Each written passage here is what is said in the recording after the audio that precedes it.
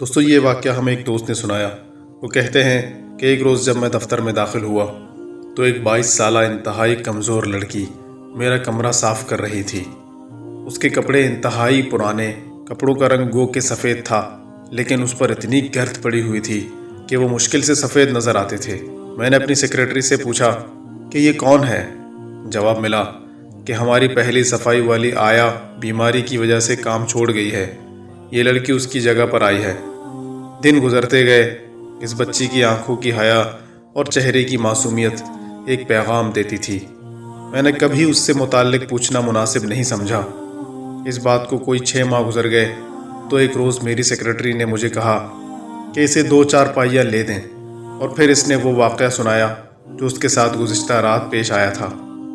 کہنے لگی کہ روزانہ اس کا شوہر سائیکل پر لینے اسے آتا تھا۔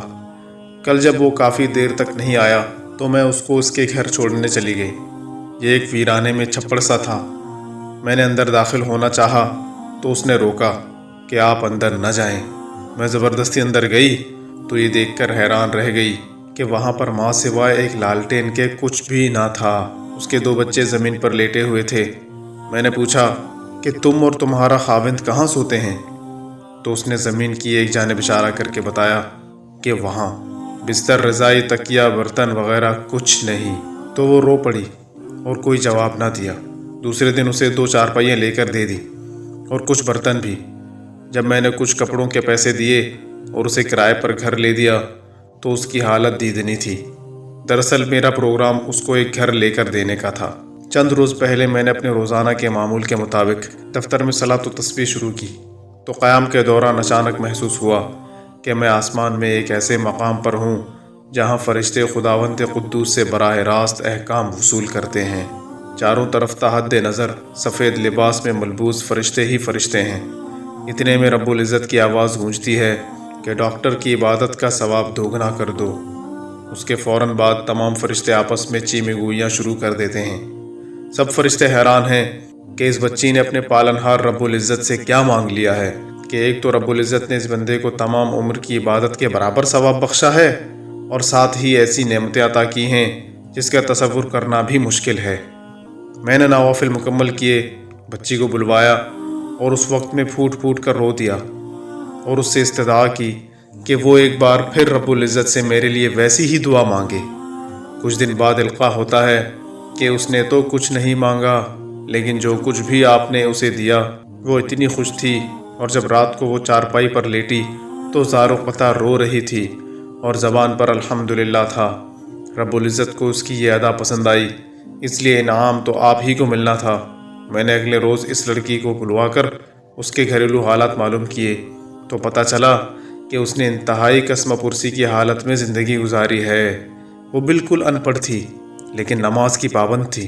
گھر میں کبھی سالن نہ بھی ہوتا تو وہ سوکھی روٹی اور مرچوں سے پانی کے ساتھ پیٹ بھر لیتی اور ہر حال میں رب العزت کا شکر ادا کرتی اور کہتی کہ الحمدللہ، اللہ تیرا لاکھ لاکھ شکر ہے۔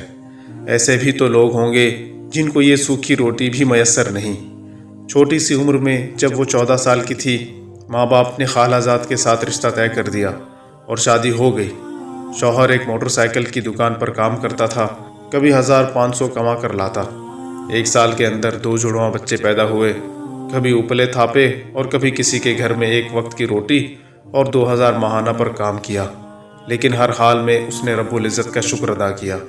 شروع میں سسرال والوں نے ایک چھپڑ میں رہنے کی جگہ دی، پھر وہاں سے بھی نکال دیا، اور ہم نے معصوم بچوں کے ساتھ بھینسوں کے کمرے کے ایک نکڑ میں رہ کر زندگی بسر کی، اور جب اس اسپتال میں نوکری ملی تو ایک کرائے کا کمرہ لے لیا۔ آپ جانتے ہیں کہ آج مہنگائی کا کیا عالم ہے، لیکن ہر حال میں ذات باری تعالیٰ کا شکر ادا کیا۔ آج میں اتنی خوش ہوں کہ میں زندگی بھر تصور بھی نہیں کر سکتی تھی کبھی ایسا بھی ہوگا۔ آج پھر میں اپنے رب کے حضور سر بسجود ہوں اور اپنے ڈاکٹر صاحب کی بھلائی اور خوشی کے لیے دعا کرتی ہوں۔ مجھے گھر مل گیا، گھریلو اشیاء مل گئیں۔ میں نے جب اس بچی سے انتہائی دردمندانہ اپیل کی کہ ایک مرتبہ پھر وہی دعا مانگو جو تم نے رات کو میرے حق میں مانگی تھی، تو اس نے ذہن پر زور دے کر کہا کہ میں نے تو کچھ بھی نہیں مانگا تھا، میں بس بے انتہا خوش تھی۔ خوشی میں زار و قطار رو رہی تھی اور زبان پر الحمدللہ تھا، اور دل میں آپ کے لیے دعا تھی۔ وہ دعا کیا تھی میں نہیں جانتی، صرف اور صرف آپ کی صحت اور خوشی مانگ رہی تھی، اس جہان میں اور آخرت میں بھی۔